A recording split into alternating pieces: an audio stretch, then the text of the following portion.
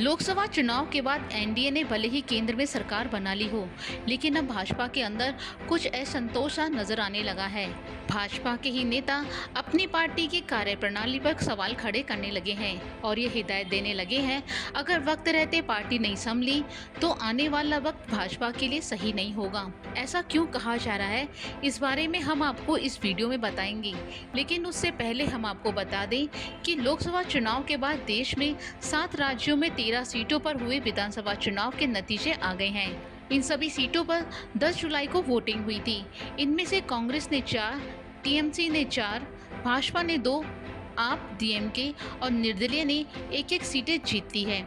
इन 13 सीटों में भाजपा के पास 3 सीटें थी, कांग्रेस के पास 2, टीएमसी के पास 1, जेडीयू के पास 1, आप के पास 1, डीएमके 1, बीएसपी 1 और निर्दलीय के पास 3 सीटें थी। यानी कि भाजपा को 1 और उसके सहयोगी दल जेडीयू को 1 सीट का नुकसान हुआ है।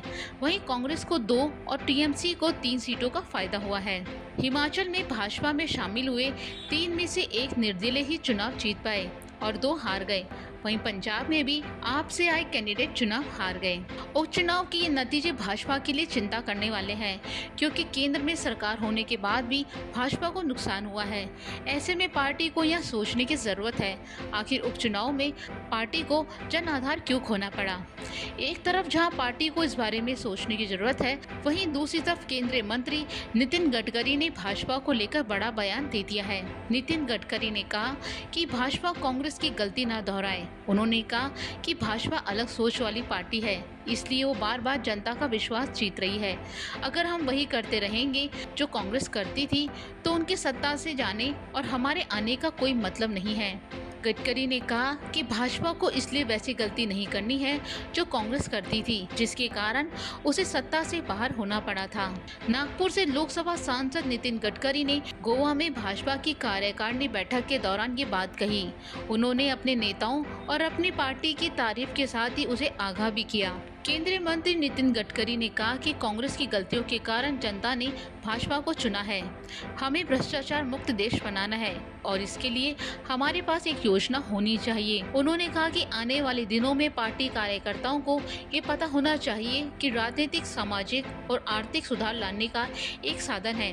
अपने 40 मिनट के लंबे भाषण में गडकरी ने भाजपा के वरिष्ठ नेता लाल कृष्ण आडवाणी की उस टिप्पणी का भी उल्लेख किया, जिसमें उन्होंने कहा था कि भाजपा एक अलग सोच वाली पार्टी है। केंद्रीय मंत्री नितिन गडकरी का ये बयान जहां भाजपा के लिए टेंशन पैदा करने वाला है, वहीं दूसरी तरफ उत्तर प्रदेश के जौनपुर के बदलापुर सीट से विधायक रमेश मिश्रा ने भी ऐसा बयान दिया है, जिसके बाद सियासी घमासान मचना तय है।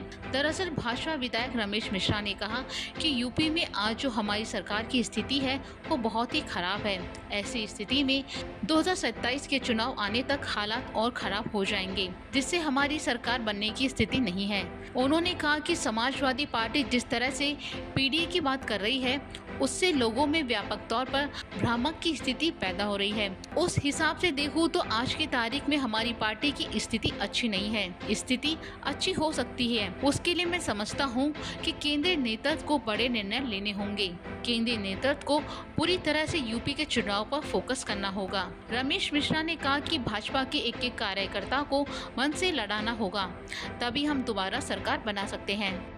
जैसा कि मैं समझता हूं कि आज की डेट में जो स्थिति परिस्थिति है, जिस तरीके से पीडीए की बात चल रही है और जिस तरीके से समाजवादी पार्टी ने व्यापक भ्रामक स्थिति आम जनमानस में पैदा कर रखी है, उस हिसाब से अगर मैं देखूं तो भारतीय जनता पार्टी की आज की डेट में हमारी स्थिति अच्छी नहीं है। स्थिति अच्छी हो सकती है, उसके लिए मैं समझता हूं केंद्रीय नेतृत्व को बड़े निर्णय लेने पड़ेंगे।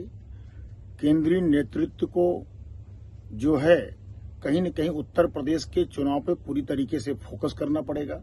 भारतीय जनता पार्टी के एक एक कार्यकर्ता को, एक एक जनप्रतिनिधि को मन से लगना पड़ेगा, तभी हम 27 में सरकार पुनः बना सकते हैं। नहीं तो आज की जो स्थिति है, उस स्थिति के हिसाब से हमारी सरकार बहुत ही स्थिति खराब है। हमारी सरकार बनने की स्थिति आज के डेट में नहीं दिखाई पड़ रही है।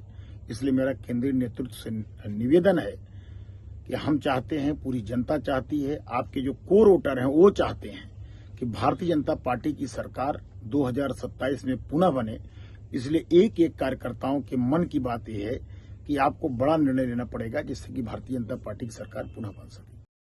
लोकसभा चुनाव 2024 में करारा झटका खाने के बाद भाजपा को उस चुनाव में करारी चोट लगी है।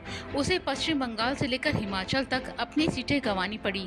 13 में से 11 सीटों पर इंडिया गठबंधन ने बढ़त बनाकर एक बार फिर अपनी धाक जमाई है। उधर भाजपा की हार से एनडीए की साख को बट्टा भी लग गया है। इन सब के बीच भाजपा के नेताओं के बीच से अपनी पार्टी और शीर्ष नेतृत्व के खिलाफ बगावती सुर भी उठने लगे हैं। अब तो बड़े से बड़े नेता और छोटे से छोटे कार्यकर्ता के मुंह से मोदी नहीं चाहिए की आवाज आने लगी है। वहीं उपचुनाव में जिस तरह से इंडिया के सहयोगी दल को जनता का समर्थन मिल रहा है, उससे तो ऐसा लगता है कि लोगों का अब भाजपा से मोह भंग हो रहा है। भाजपा के पिछड़ने पर कांग्रेस ने भी तंज कसते हुए कहा कि धीरे धीरे मोदी युग का अंत हो रहा है।